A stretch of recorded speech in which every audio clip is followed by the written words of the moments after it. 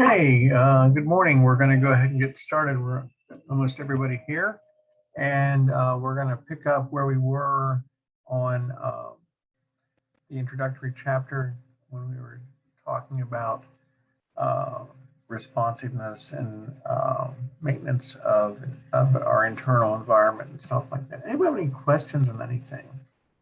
We get started.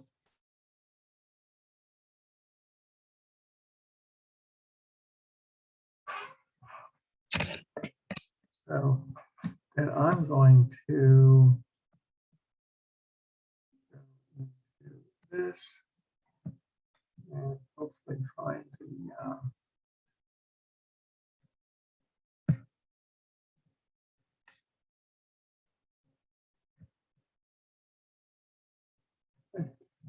well,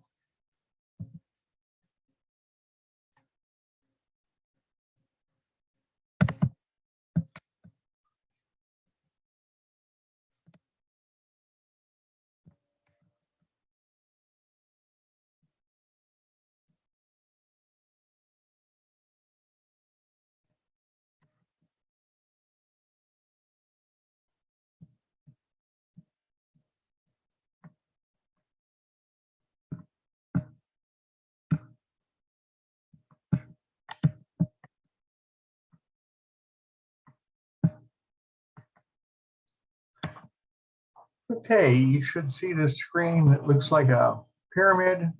On here it says requirements for life. It's probably where we stopped or close to it. I think we finished up all the reproductive system. So when we're taking a look at this, and I guess I hope everybody can see it. I'm sure you'll tell me if I can.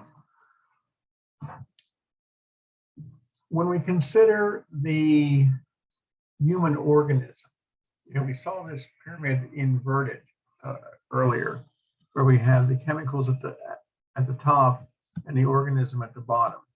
This is probably a better representation of all that because we take a vast number of chemicals and bring them together to give you. Hello? Sorry, you accidentally kicked Jessica out of the meeting. Oh, okay. Oh, sorry. You're back in, Jessica. Oh.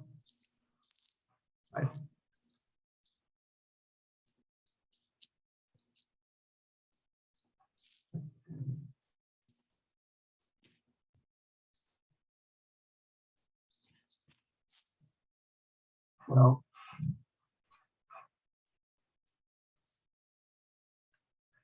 I don't know how I did it, but I did it. So, okay. Anybody else want to get kicked out? Sorry, that was a joke. Jessica, can you see and hear everything now? Okay. Maybe I muted myself.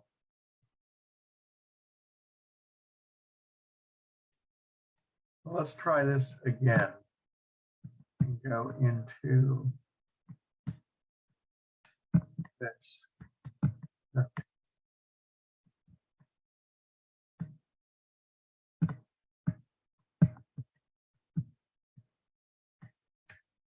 But one of the things that we have to consider with humans is that, we need to have our own space. Maintaining boundaries is a very, very important thing for us. Not just because we might not like people. I don't know if maybe you've ever seen that T-shirt that I swear I'm going to get. It said something to the effect that even after this pandemic is over, there are still some of you I want to stay away from, or something like that. I saw somebody wearing one of those, and I've got to get that shirt. Just keep away from it.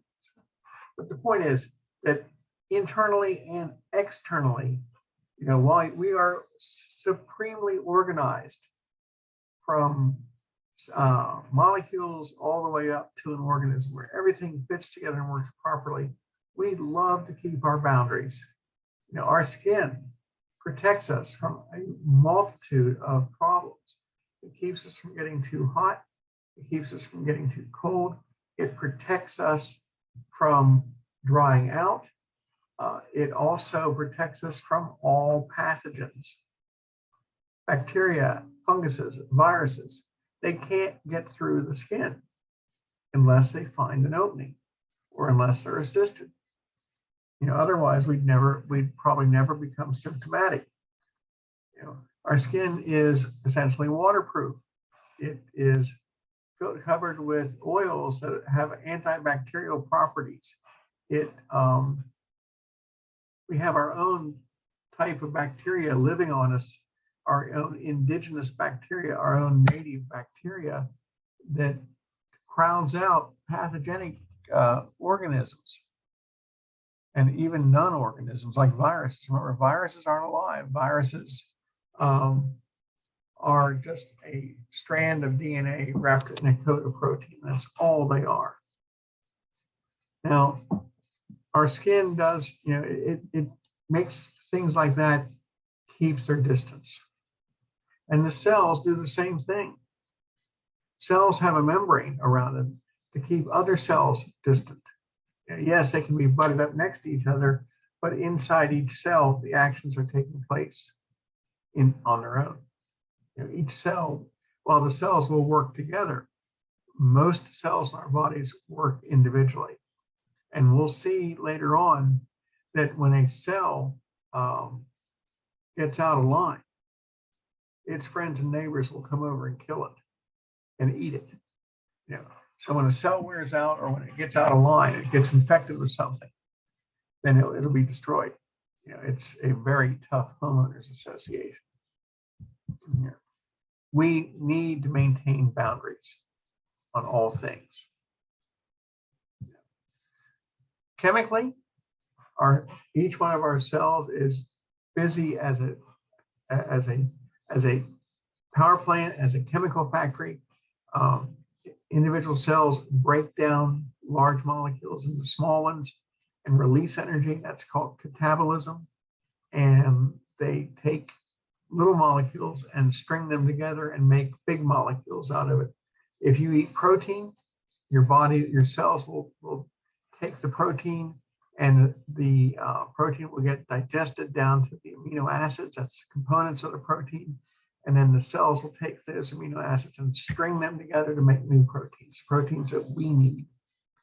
That, while we eat plant protein or animal protein, doesn't matter, the amino acids are still the same. And we'll take those proteins to make what our bodies need. We'll break down carbohydrates and fats for energy. And then if we have too many carbohydrates and fats, we'll store them so we can draw on them for energy later on.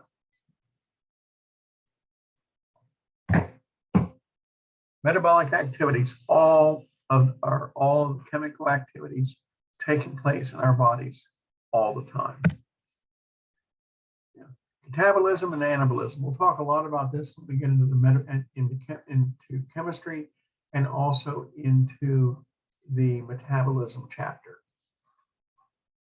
Remember that anabolic reactions require energy. Baking a cake is an anabolic reaction. Baking a cake, you put the cake, in the pan and put it in the oven, and you bake it. The temperature rise in the oven causes a chemical change to occur, and you take all the individual components of the flour and the sugar and the water and the oil and the flavoring and the mix, whatever you got, however you bake the cake. And you started the process of anabolism by mixing it, but then you add energy to it by placing it in the oven. You make large molecules out of small ones. Later, you eat the cake and you release the energy that was put into it. You release the stored energy.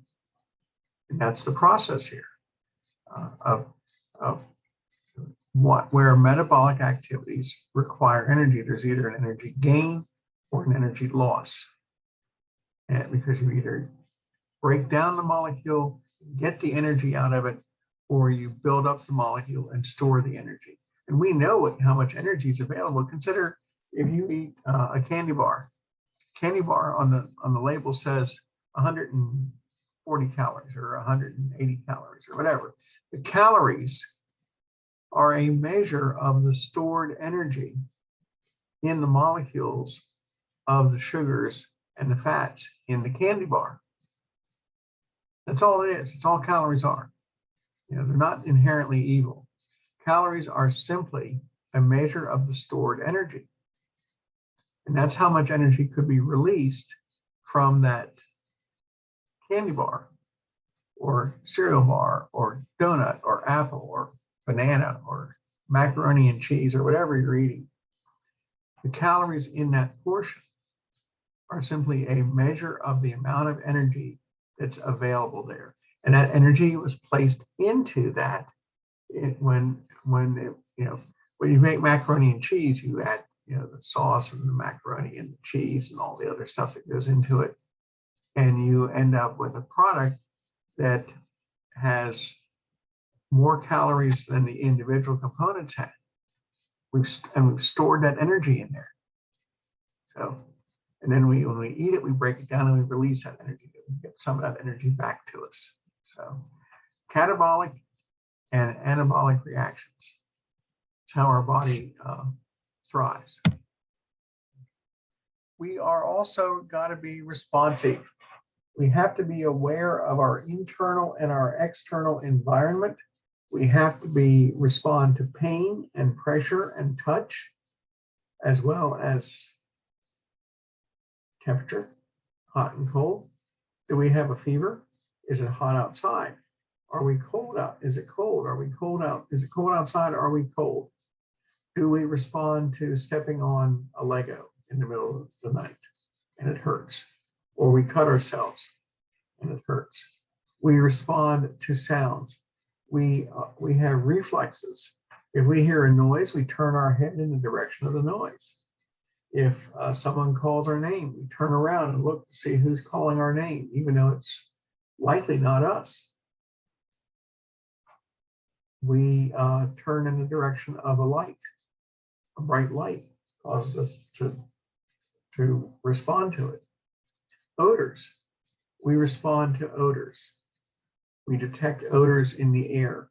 Some are pleasant, some are unpleasant. Some odors make us hungry. Some odors make us ill.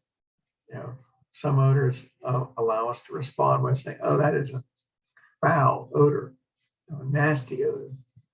We respond to that. The odor is a stimulus. The sound is a stimulus. The temperature is a stimulus. The light is a stimulus, and we respond to that. We can move, and it isn't just walking and talking. It's manipulating our internal and external environment. We can pump blood. We can move air in our lungs. We can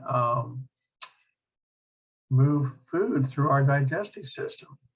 We move fluids through our bladder. That's all about movement. And so all of this, the cereal bar that you ate for breakfast this morning is still being processed in your digestive system, being squeezed through there by the muscles surrounding the digestive system. That's movement. Development. Development occurs over our entire lifetime, because it isn't just, in a positive direction. As cells do wear out, structures do wear out. But we start at the point of conception. We are one cell. We have an egg fertilized by sperm. So we are fertilized on day one. So we're one cell. By the time we hit the uterus, 7 days later, 7 days after conception, we are a mass of about 160 cells, and we are divided into a cavity in the cell with an inner cell mass and an outer cell mass. And we implant in the wall of the uterus. That's the end of the first week. The phrase that We are just a ball of cells, a mass of cells. That only applies for about a 12-hour period as the fertilized egg is moving through the fallopian tube. Because once after we get past that ball of cell stage, which is like day 2 or day 3, things happen very quickly. You know, at the end of the first week, we've implanted and we're in an inner cell mass, an outer cell mass, and a cavity. 2 weeks after that, we have a heart and it's beating. 3 weeks after that, we have a full skeleton in place, a complete skeleton. It's all there. And we're only an inch long, which is pretty remarkable because in the space of 6 weeks, we've gone from something that's as big as the pointy end of a pin to something that is an inch long. You know, we're a little baby human. You know, we've been a little baby human since the point of conception, but we were a little baby human and we're an inch long at that point. And the development goes very rapidly. We have another, you know, and after birth, we see changes. When we hit puberty, we go through rapid changes as we reach our adult stature and our secondary sex characteristics appear. And then we see changes over our lifetime as we reach our adult stature and we grow. And as we move into old age, we see a gradual decline as organ systems wear out. You know, because as we get older, organ systems become less efficient. You know, so that is development. We change over our lifetime from the point of conception to the point of death. We grow, we increase in body size. You know, there is growth.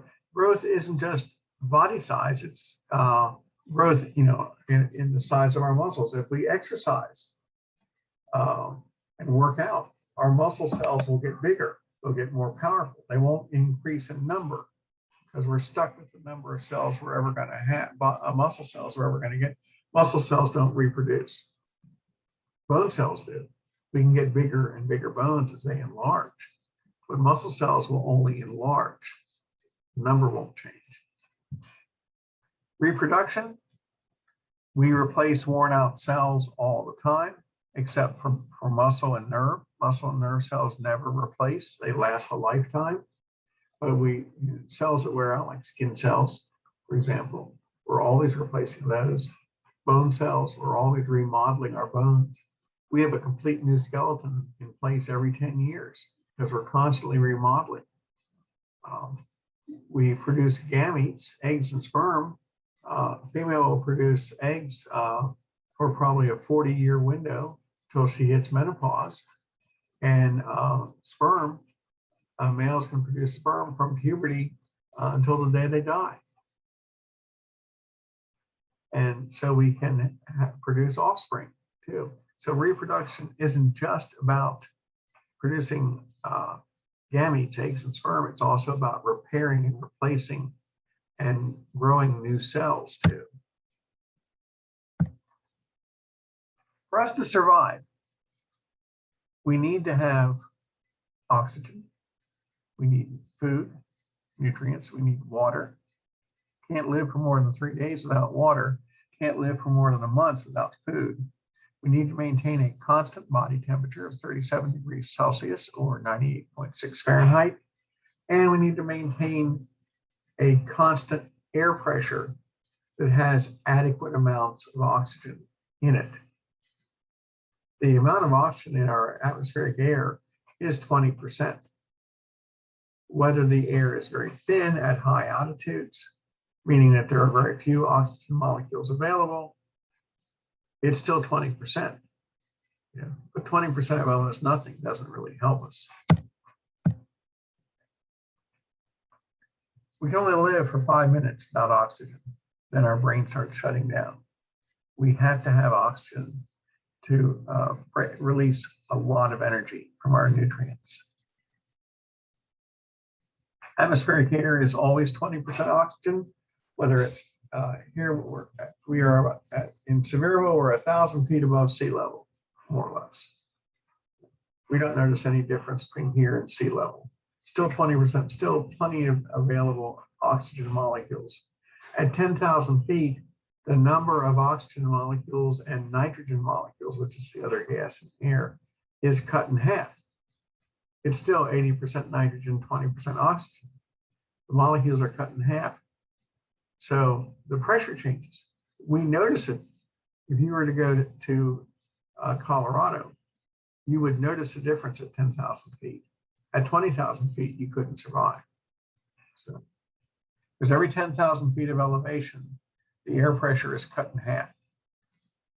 Percent stays the same, 80-20, 80% nitrogen, 20% oxygen. The percentage stays the same, but the number of molecules is cut in half. So nutrients, you gotta have nutrients in addition to oxygen. Gotta have carbohydrates for energy, proteins for building muscles, building up muscles and building structures in our cells. We have to have fats. Fats are long-term energy storage. A gram of fat has 10 calories. A gram of carbohydrates only has 4. So there's much more energy released from burning fat than there is from burning carbohydrates. Minerals and vitamins, gotta have calcium, gotta have phosphorus, gotta have iron. Iron for blood cells, gotta have iodine. Iodine for our thyroid. No iodine, no thyroid. No thyroid, no metabolic control. Gotta have water. Our bodies are 70% water.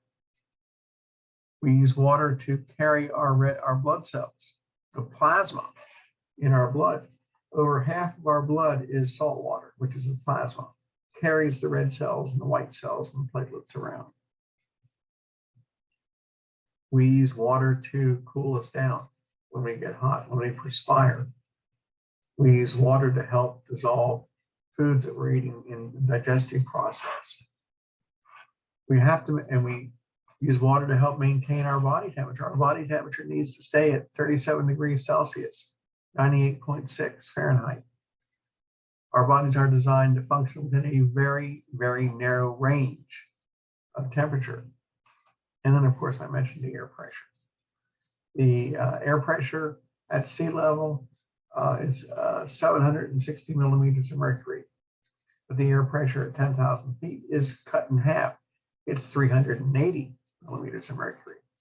Still 20% oxygen. There's just half of it's not there anymore.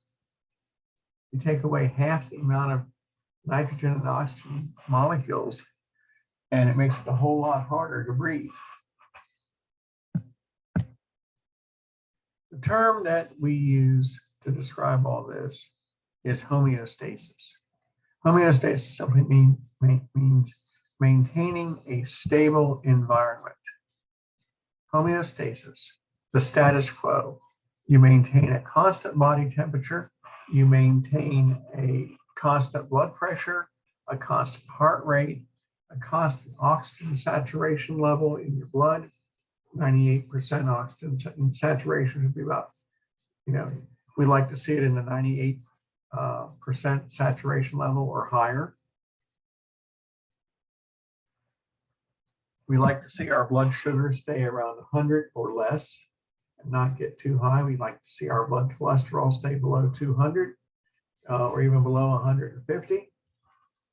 We like to see our heart rate stay about 70 beats a minute, our breathing rate 15 times a minute. We like to maintain all of these parameters. Within our bodies like to have these things called set points, where this is where we're setting it for. We want a body temperature of 98.6. We don't want to get too hot. We don't want to get too cold. It's like the thermostat in your house. You set your thermostat for 74 degrees or 76 degrees or whatever you set it for in the summertime. If it goes above that, the AC kicks on and cools it back down to 76 or 74 or 72 or whatever. Whatever is comfortable for you. So the thermostat, you set the thermostat, and if the temperature goes above that set point on the thermostat, it kicks on the AC. In the wintertime, you have it set. If the temperature drops below that set point, it kicks on the heat and warms it back up. So the set point is where we want it to be, and we take measures to make sure we don't vary from that too much. We want to stay, if our temperature is designed to set at 74, we want it to stay at 74. We don't want it to fluctuate on either side. So we have a set point. And most of, and all of our systems in our bodies are designed around set points. You know, body temperature, blood sugar. You know, blood sugar should stay around 100 milligrams per deciliter of blood. We don't want to see it want us to get above 100. We don't want to see our blood pressure get elevated. You know, our blood pressure should be 120 millimeters over 80 millimeters. Our heart rate should be about 70 beats a minute. We'd like to stay within these various parameters based on a set point. If our blood pressure goes up too high, our body tries to bring it back down. If our body fails, then our blood pressure stays elevated and it starts working higher. Now, to use the set point as a frame of reference, we have to have three components to make this work. To monitor the set point, we have to have three things. We have to have a sensor, some sort of temperature receptor or pressure receptor or chemical receptor or touch receptor or pain receptor, something that detects a change. Something that detects a change. In the case of air temperature in your house, that's the thermostat. The thermostat detects the change in temperature, detects the temperature. So the sensor is going to monitor the environment. And in this case, monitor our bodies, the environment of our bodies. And it's going to respond to some sort of stimulus. Do we get too hot? Do we get too cold? That's the stimulus. So it monitors that. It becomes activated if we move outside the range of the set point. Once it's stimulated, once the receptor is stimulated, it notifies the control center to say, hey, it's getting warm. Let's do something about it. The sensor can't do anything. All it can do is report. The control center in our body, in our central nervous system, says, okay, we need to cool down. Let's start sweating. And it sends signals to our sweat glands. And we release water to the surface of our skin. The water evaporates, and that cools us down. And we sweat until we come back down to our set point again. We stop sweating, we stop perspiring once we get back to the set point. Once we are no longer too hot, or we shiver when we're too cold. So the sweat gland, in this case, is the effector. The effector releases water to the surface of our skin. The sweat gland releases water to the surface of our skin so that we can cool down. And that brings us back to our normal value, our set point value, so that we can maintain homeostasis. This is what's known as a negative feedback loop.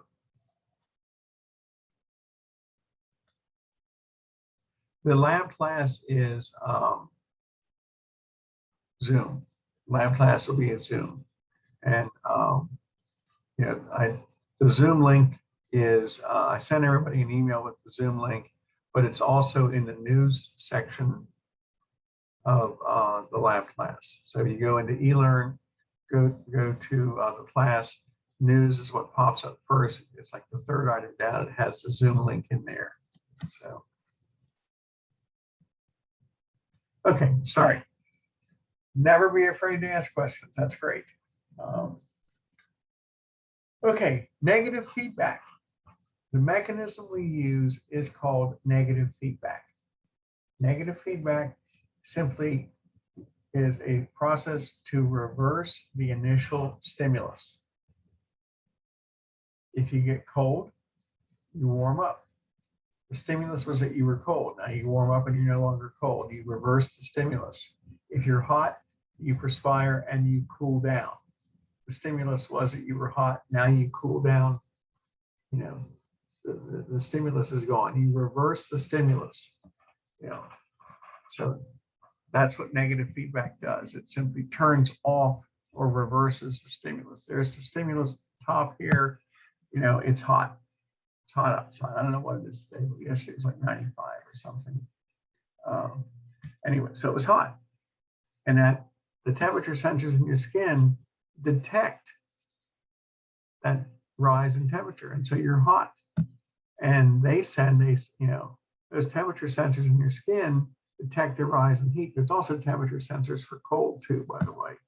So they detect that temperature change and they send signals to the brain, the portion of the brain that monitors body temperature. It says, hey, we're hot. And that's the control center. The control center sends a signal to an effector to do something about the temperature rise. In this case, it's sweat glands. And so we start perspiring, and that water on the surface of our skin, as it evaporates, lowers our body temperature. And that then acts on the initial stimulus and reverses the stimulus. That is negative feedback. Negative feedback reverses the stimulus. Negative feedback. We reverse or shut down or reduce the original stimulus. Body temperature is a classic example. Blood sugar, blood glucose levels are another good example. If you eat a donut or an apple, you know, both of them have carbohydrates in it, or a potato, or a carrot, or a Snickers bar. The carbohydrates raise your, you know, the food that you eat will always raise your blood sugar levels. That's what they do. Because when we eat food, the carbohydrates are broken down into simple sugars, and the simple sugars go into solution in our blood. And they're being transported to the various cells. They will not enter the cells themselves unless there are special channels that open up. Sugars cells don't like to let sugar in. That's just what they do. The sugar molecules are large and bulky and just difficult to get in across a cell membrane. But insulin causes the cells to open up special pathways just for the sugar, just for glucose to come in, the 6-carbon simple sugar. And so if our blood sugar goes up, we're going to release insulin. We eat a Snickers bar, blood sugar goes up. There's nothing wrong with that. Nothing wrong with eating a donut. This is what our bodies do. Our blood sugar goes up. We want to get that sugar. We don't want it to be floating around in our blood. We want to get that sugar and use it. So we detect the rise in blood sugar and we release insulin from our pancreas. Pancreas sits right below the stomach. It's not connected to it, right below it. Pancreas makes this insulin. Insulin is a protein that tells cells, open up a pathway for the sugar to come in. And so they do, and blood sugar levels drop, and we stop releasing insulin. That's what insulin does for us. It's how it works for all of us. If we have a functional pancreas, we will release insulin and allow sugar to come in. Excess sugar gets stored in our liver. If we have more sugar than our cells can take in, then that sugar goes to the liver and gets stored as glycogen. The human version of starch, stuff that's in the potato, the starchy middle of the potato. We can't store stuff as starch. We store it as glycogen. We store it in our liver and in our muscle cells. So we try to stay right around 90 to 100 milligrams of sugar, glucose, per deciliter. So, and that's what we do. if blood sugar goes up, insulin comes out and brings it back down. What if you didn't eat anything this morning? What if you were so excited for class that you forgot to eat? Okay, it's possible. Unlikely, but possible. So you didn't eat. If your blood sugar level drops below the set point, we have another chemical to fix that. We have another hormone called glucagon. Glucagon is the antagonist, is the opposite of insulin. Glucagon will act on the liver to release some of that glycogen that was stored. Up here, we stored the glycogen. Excess sugar gets stored as glycogen. Down here, we need some of that sugar. So glucagon tells the liver, release some sugar and bring our blood sugar levels back up to where they belong. And so we do. So the set point works both ways. The set point of 90 to 100 milligrams of sugar per deciliter of blood, magic number is between 90 and 100. Just let it go at that. Don't get hung up on the deciliters and grams. We'll talk a lot about that maybe too. So your set point's let's say your set point's 100. If it goes below that, we release glucagon to get some sugar out of the liver. And if it goes above that, then we release insulin to bring it back down to 100. And that's what we do. That's how our bodies, without any voluntary action on our own, we are going to raise or lower our blood sugar levels based on the set point. Again, classic negative feedback. Positive feedback loops always exaggerate or enhance the stimulus instead of reversing it. And there are a couple of positive feedback loops in our body that we use. Childbirth, or totally unrelated to that, blood clotting. During childbirth, the baby's head, when the baby's ready to come out, the baby's head will press against the cervix of the uterus in the female. And when the baby's head presses against the cervix, it causes a release of a chemical known as oxytocin. Oxytocin causes uterine contractions. So the baby's head presses against the cervix, mouth of the uterus, we get a uterine contraction. Labor has been initiated. Well, that contraction causes the release of more oxytocin, which causes the release of, causes another contraction, which causes the release of more oxytocin, and causes another contraction, which causes the release of even more oxytocin. So pretty soon you have stronger and stronger contractions because you're releasing more and more and more oxytocin. And this process becomes greater and greater and stronger until the baby and the placenta are delivered. And then it stops. So we have our stimulus, baby's head triggers the release of oxytocin, causing a contraction, causing a second contraction, causing a third contraction, getting stronger and stronger and stronger, causing more and more of this chemical to get released. Blood clotting, as we try to clot at the site of an injury, we start activating little tiny cell fragments called platelets. And platelets start drawing more and more platelets together. Every time another platelet gets activated, it releases something called platelet factor, which attracts more and more of its friends and neighbors until we get a plug to try and block the site of the injury. That continues until we have a successful plug in place. So it's like the forerunner to a fly. Anyway, that is a positive feedback. Those two work very nicely for us. And this is great. All this stuff is great, except that we wear out over time. As we age, it gets harder and harder to maintain homeostasis. Individuals, elderly individuals usually have more health problems than someone that's middle-aged because their homeostatic control mechanisms are less responsive or are failing to work at all.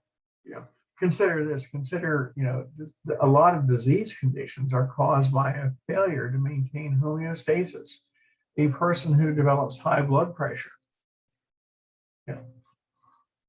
Okay, so you have a 30-year-old patient who is becoming hypertensive, and you say, well, if you take this medication, you'll be fine, and you'll live a normal, long lifespan. Well, the thing about hypertension is that on a day-to-day basis, you don't feel bad at all. You feel fine. There's no big red H in the middle of your forehead saying, hey, hypertensive. You feel fine every day, except that your blood pressure incrementally increases as your systems, it becomes harder and harder to try and stay within the normal range of blood pressure.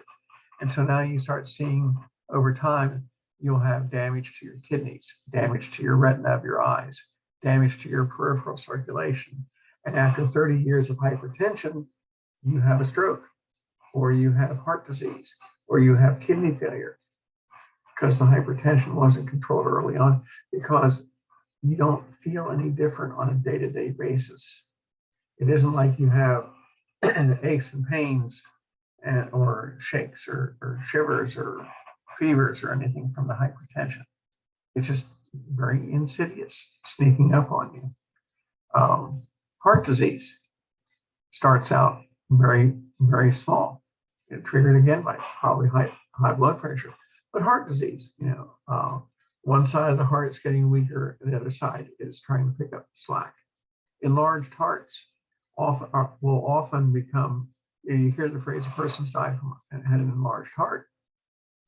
And we're talking, when a heart gets enlarged, it can get really big. I've seen in cadavers, I've seen hearts the size of a football.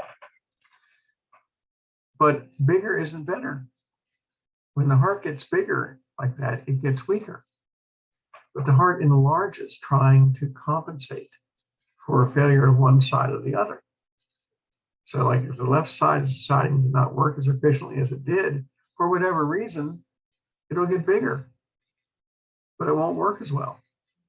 And your patient dies from heart failure, at 60, instead of living to 100 or 90 or whatever. Getting out of balance. Well, it sounds very simplistic, and it is. Failure to maintain homeostasis in your body can lead to various disease states. That's why it's harder and harder for elderly people whose systems are gradually wearing out over time, or let's just say they're not as efficient as they used to be, are more prone to certain diseases. Now, of course, you're going to have the 90-year-old patient who, is healthy as the proverbial horse, as they say, and has no issues whatsoever. And that's great. You're going to have the 95-year-old patient that smokes 3 packs a day and knocks down a bottle of Jack every night, and is even healthier. Those are the outliers. Those are the outliers. You're going to have people as their systems gradually become less efficient, are going to become more. They're not going to say they're going to become diseased. They're going to become more prone to disease conditions. So just let it go like that. Okay. One of the ways we can check, though, to see if things work well is a PET scan. PET scan is a type of non-invasive technique to evaluate organs and organ systems in the body. Where we looked at the X-ray, X-rays are great for bones and objects. They're not very good on soft tissue. They've been around for well over 100 years, probably 140 or 150 years. X-rays were used in the late 1800s, in the 1880s and 90s. They had portable X-ray equipment used in the First World War, and that's over 100 years ago. They're great for bones. They're great for looking for metal objects. like those 87 nails we saw earlier. But soft tissue doesn't show up. An X-ray of the heart looks like a gray blur. You can tell some things, you can't tell a lot. But the PET scan can be very specialized. For example, in this case, PET scans can identify cells that take up lots of glucose. And apparently this is a good indicator of cancer cells, because cancer cells have high demands for sugar. And so by tracking where the sugar goes, you can see where the tumor would be located. So again, a non-invasive approach, because regardless of how good it's done or how well the procedure is, surgery is still trauma to the body. And it's some patients are not healthy enough to endure surgery. Some have surgery and have no problem whatsoever. If you ever had an operation, you likely came through it just fine. But if your patient's in a compromised state, an underlying condition, as they say, a comorbidity, a term you hear dealing with COVID, comorbidity, some other condition underlying there, then it becomes more challenging with the surgical procedure. Particularly, the term exploratory surgery, where you don't know exactly what you're looking for. PET scans can solve part of that problem. MRIs can solve part of that problem. X-rays can solve part of that problem. Non-invasive techniques first. See what you're dealing with. You still may have to go into exploratory surgery to see what's going on. But the non-invasive technique is less harmful to your patient. First, do no harm. That's like the overarching statement about healthcare. First thing is do no harm. And if we can examine the patient and determine what's going on without having to use invasive procedures, that's great. So, okay. Terms and directions in the body. None of this matters a hoot unless we can be consistent in describing where the parts are in the body. We have to be able to, we can identify all sorts of stuff. We got to know exactly what we're looking at. Where is it located? And we have to be able to tell other people the same thing. It doesn't, it's a little, about an inch or two off the right-hand side of the chest. If you look at it, just sort of squint your eye. We have to be precise. Location, it's like real estate. Location, location, location. Location or conditions are very, very important. We have a standard term. We call it the anatomical position. That is a frame of reference that everybody in healthcare can use, and everybody does. The anatomical position, your patient is standing upright, or the body is standing upright with the palms facing forward and the thumbs pointing out to the side. That is the standard anatomical position. It can work if your patient is flat on their back, with the palms facing up and the thumbs up. It's still the same frame of reference, because then we can identify the locations of the body from the same standard.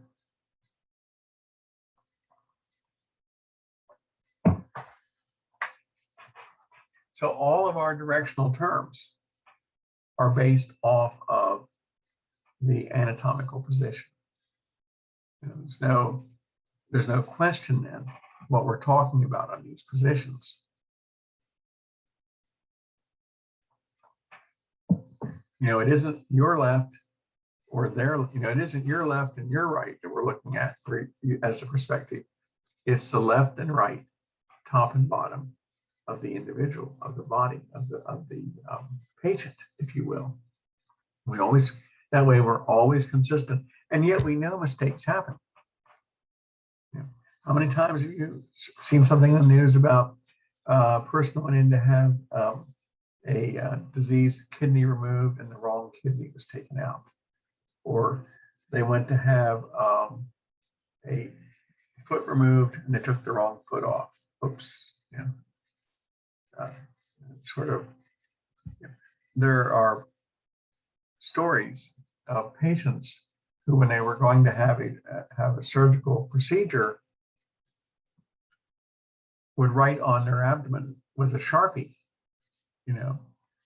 appendix, not gallbladder, or gallbladder, not appendix, or operate this side, not that side, because they didn't necessarily. And that shows a lack of trust on their doctor, but there's a concern, or operate on this leg, not that leg. If the idea, if the goal is to have arthroscopic surgery on the right knee, patients have been known to write on their legs, not this knee, or this is the correct knee. So, because mistakes do happen, anatomical procedure notwithstanding, mistakes do happen. So, terms that we use a lot. Anterior and posterior. Anterior is front, posterior is back. Posterior is the butt side. It's the dorsal side. Think of the dorsal fin on a shark. That's the back side of the shark. Well, if we had a fin, it would be on our back side. So our posterior surface, where our back is located, is our dorsal surface. The anterior, the front of our bodies, is the ventral surface. The belly side is the ventral or anterior surface. Because if we're laying on our backs, our belly is sticking up. It's in the front. That's the anterior side. Superior and inferior, we use those a lot when we're talking about localized areas. For example, on our scapula, there is a big flat area. On a scapula is our shoulder blade, and there's a spine, a raised ridge line on our scapula that you can feel. You can put your hand around the back, you can feel this line on your scapula. And we have a flat area above that with a big muscle. And we call that flat area the supraspinous fossa. Fossa means flat area. So it is what that means is the supraspinous fossa is the flat area above the spine. Supra, above. On our skull, there is a small opening right below our eye orbits where our eyeballs are located. That opening there is called the infraorbital foramen. Foramen means opening in bone. We'll learn that in Unit 2 in lab. Infraorbital foramen. So infra means below. So an infraorbital foramen is the opening in the skull below the eyeball orbit. Infra. Supra and infra.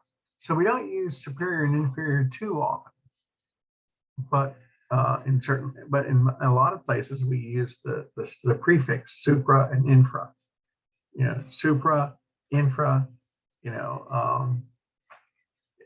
It gives us location, and usually it's a localized structure. Two terms we use all the time though are medial and lateral. Medial, close to the body's midline, and lateral, away from the body's midline. For example, when we're looking at bones in our next in Unit 2 of lab, we'll be looking at the skeleton. If you have a leg laid out with the femur and the tibia and the fibula and the ankle and the foot, or we're looking at muscles, we have a whole leg laid out, and they're models, are not real. And you're trying to remember which side is medial and which side is lateral. Well, medial means closer to the midline. Well, the reminder on this is your big toe. Your big toes are always on the inside of your legs. That's the medial side. That's the closest point towards the midline of your body. So the great toes, our big toes, are on the medial side. That means our little toes are on the lateral side. So everything lined up with the big toe is on the medial side of the leg. Everything lined up with the little toe is on the lateral side of our leg. So medial and lateral, we try to, if we can remember certain clues, tips, whatever, like the big toe. I always tell everybody when we get into the lab that look at the big toe. That's always the medial side. And, thumbs don't work because we turn our hands over. You can't turn your feet around like you can turn our hands. So certain frames of reference, the heads of the long bones that fit into the various sockets, the heads, like the head of the femur, the head of the humerus, are always on the medial side. Again, little frames of reference here for us. So medial and lateral we use all the time. Proximal and distal and superficial and deep, not so much. We may mention it when we're looking at a specimen, but medial and lateral, superior and inferior, and anterior and posterior are the key terms.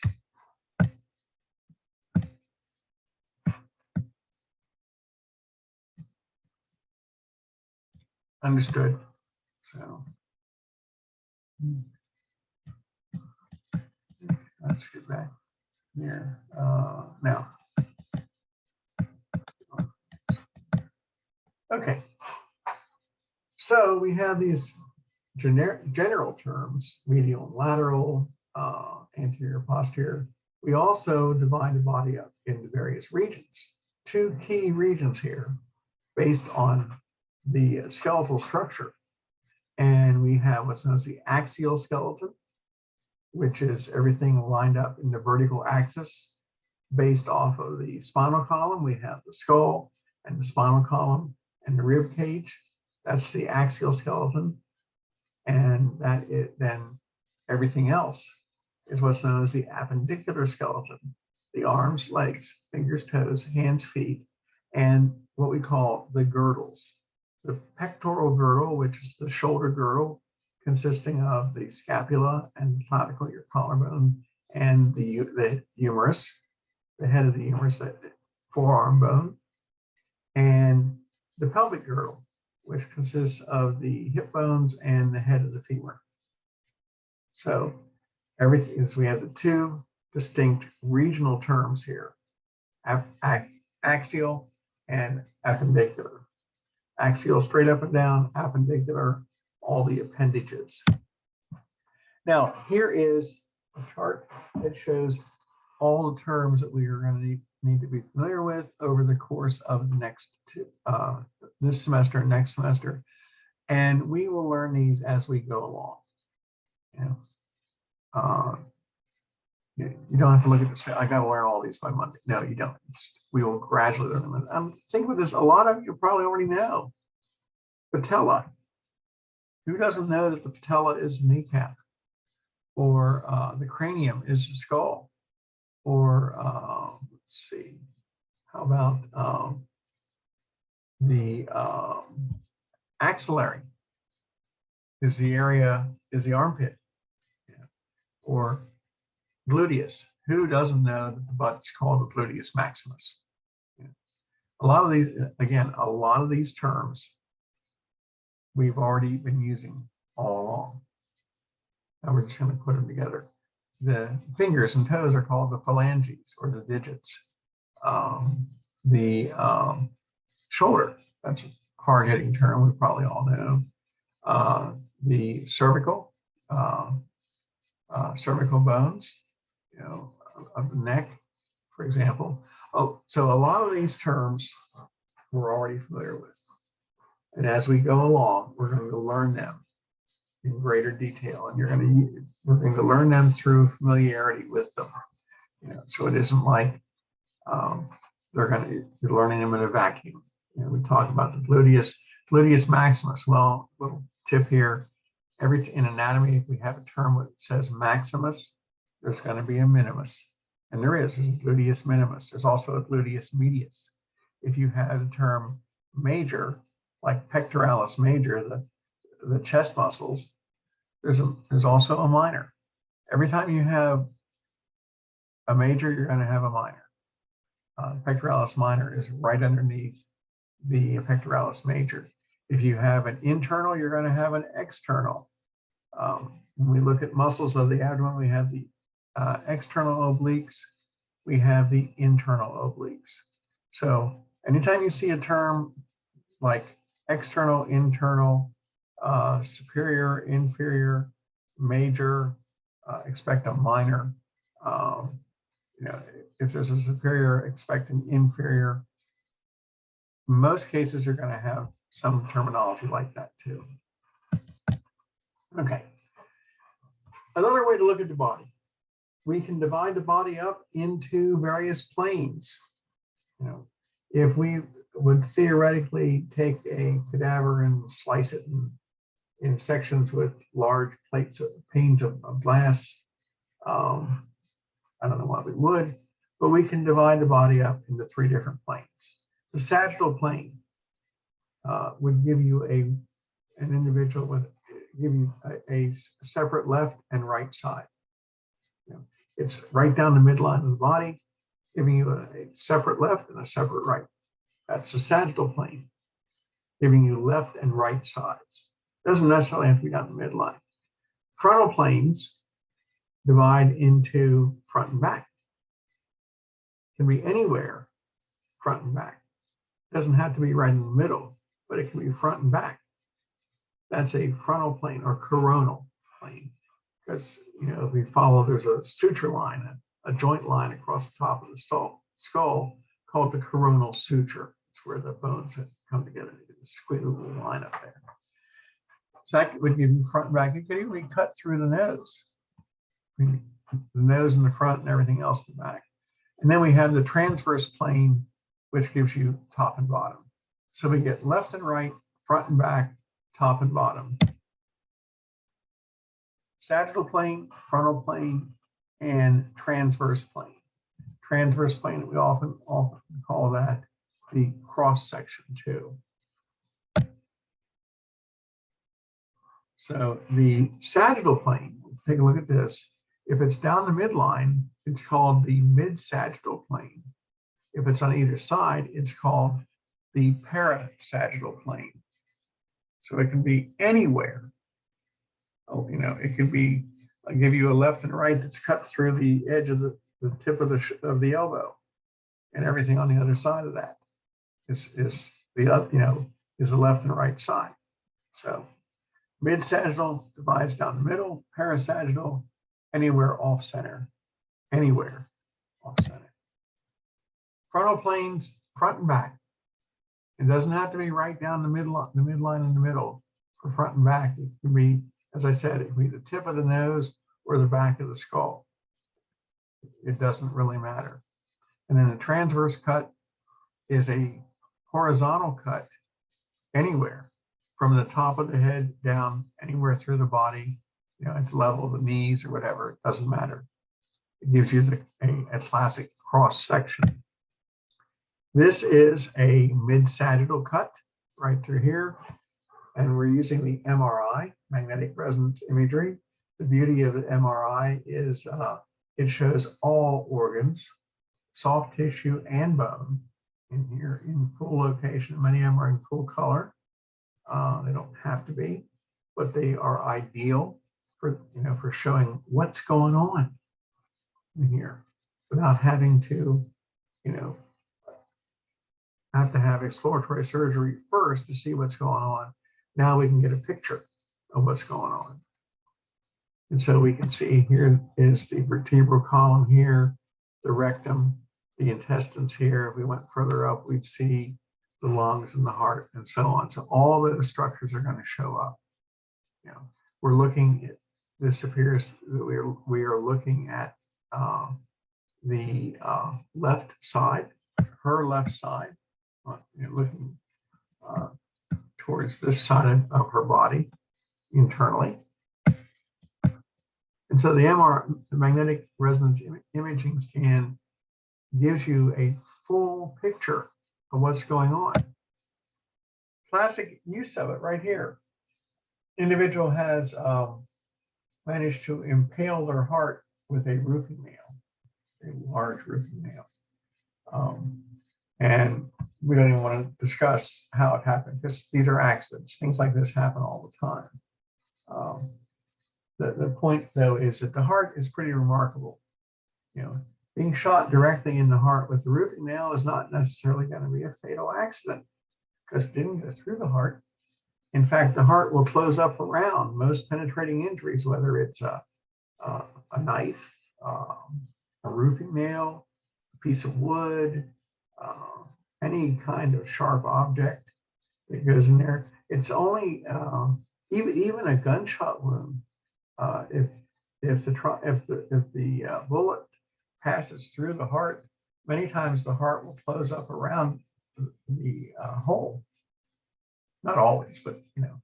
So despite what you see on TV, a lot of these injuries are not necessarily immediately fatal.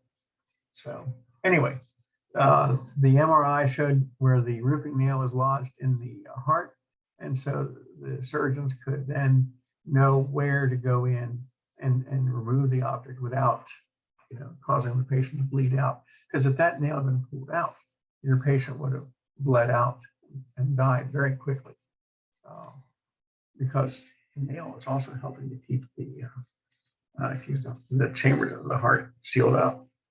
So you don't want to go, you know, you don't want to go pulling nails and pulling knives and other sharp objects out of a body in the field. Just to tell you that. Okay, here we see a frontal cut, coronal cut, right down, you know, dividing into front and half, front and back. Here we're looking at the lungs, the heart, the liver, the stomach, and the spleen. Remember, this is from her perspective. You know, her liver is over here, and her spleen is over here, and that's how we see it. Spleen is on her left side, and the liver is on her right side. Here we see a transverse cut. This cut took me a while to figure out how we were looking at this, but this cut is we are looking up from under. This is a perspective of looking up underneath the cut, because there's the spleen, there's the pancreas, there's her aorta, there's her backbone, and there's her liver. Her liver is still where it belongs. Her spleen is still where it belongs. But this view is from looking at the MRI. But you know, we are looking upwards into her body from this perspective, because the liver isn't. Our livers are on our right hand side. You know, our livers are on the right side of our body. Here's a transverse cut. Another transverse cut. This is at the skull. Inside the skull is the brain, at the level of the eyeballs. You can see the anterior chambers of the eyeballs there, and there's the top of the nose also. And we can look and see this portion of the brain right here. So we are looking at the center of the brain. This is called the corpus callosum. And here we see that very visibly. Very visibly. It's quite visible. That's a better way to say it. Right here, and you'll learn about that as we get towards the end of the semester. But this is the corpus callosum right here. This is the communicating fibers that talk from this hemisphere to this hemisphere, like this. So, and you can see all sorts of things in here. You know, again, MRI, ideal. Now, this next slide is a whole body MRI, starting from the top of the brain down to the toes. I wish I could get it to go slower. I wish I could find one that was slower, but this is not bad at all. So, and so we can do a whole body scan using an MRI and look at every structure, every organ in the body this way.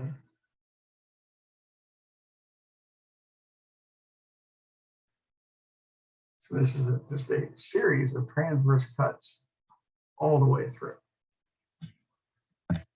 Okay. In addition to all these regions and planes, we also have cavities, body cavities. We've got two key cavities, the dorsal cavity and the ventral cavity. Now, you know that the dorsal cavity is on the back side and the ventral cavity is on the front side. The dorsal cavity holds the brain and spinal column. We have the cranial cavity holding the brain and the spinal cavity holding the spinal column. That's the dorsal cavity on the back side. The ventral cavity in the front has all the viscera, the heart, lungs, liver, gallbladder, spleen, stomach, large and small intestine, bladder, kidneys, all the viscera, all the internal organs are in the ventral cavity. And the ventral cavity is divided in half, essentially by the diaphragm. Diaphragm is located right here. The upper cavity is called the thoracic cavity or chest cavity, where we have the heart and lungs and esophagus and trachea, and the great blood vessels are located there, the aorta and the vena cava. And then below the diaphragm, we have the kidneys, the stomach, the gallbladder, the pancreas, the spleen, the large intestine, small intestine, urinary bladder, reproductive structures that's all viscera, all the internal organs in there. And so underneath the thoracic cavity, we have the abdominal cavity or the abdominopelvic cavity. That is it.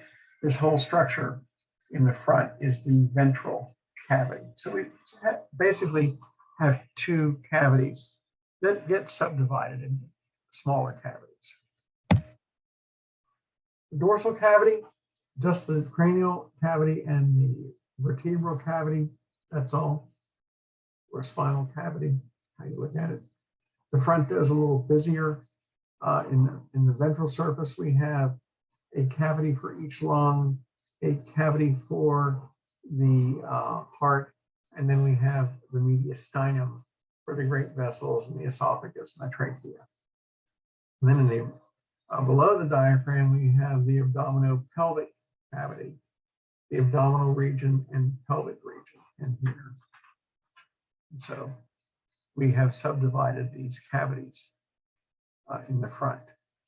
So it's actually a pretty good thing because the lungs are separate from each other and they're separate from the heart and they're protected inside their individual cavity, because damage to one lung doesn't necessarily cause damage to the other lung. There's our dorsal body cavity right there. It is the most important structure in our bodies. It contains the brain and contains the spinal cord. That's us in there. That's the central nervous system. That's us right in that there. It is the most protected region in the body. We have more protection around the brain with the skull and more protection around the spinal cord with the spinal column than any other locations in the body. Yeah. Yes, the thoracic cavity of the chest gets the ribs to protect it and the vertebrae in the back. And so the heart and lungs are protected very nicely. But then below that, all the rest of the viscera are on their own.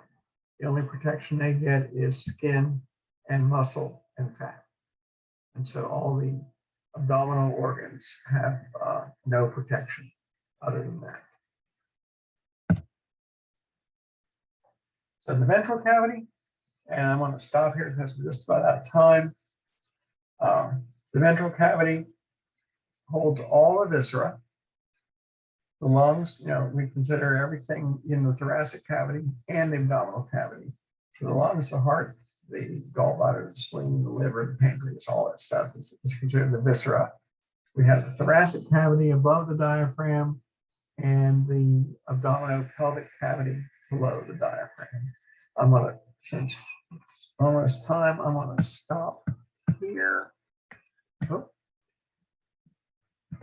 And no, there are no other assignments in this class. You just need to come to class, take notes, watch the videos. There are going to be a series of soft chalk exercises. They're not for credit. I haven't got them posted yet in there, but they're going to show up probably over the weekend. It takes a while to get it. Everything's been taking forever to load this fall. some of the stuff I've been working on since the middle of August. The soft chalks are just exercises that, for study.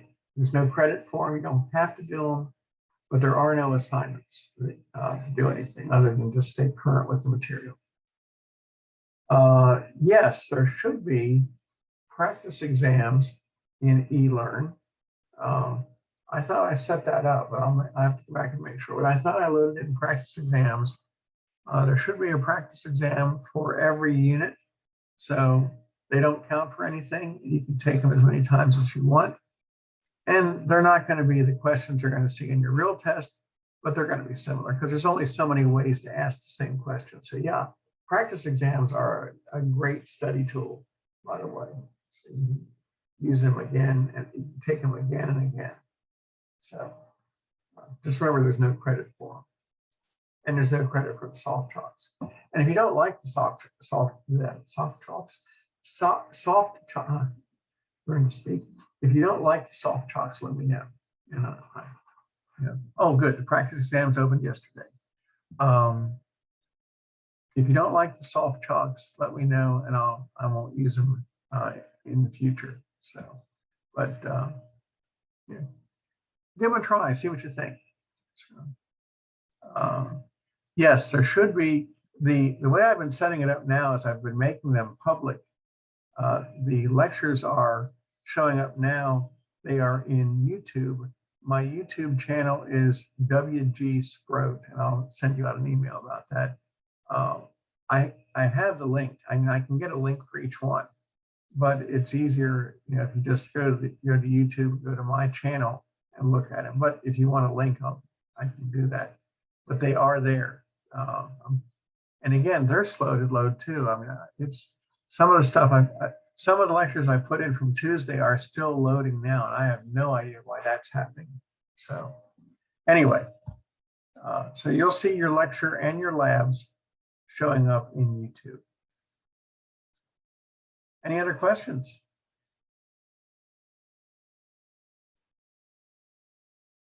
Okay, in that case, I want to get out of here.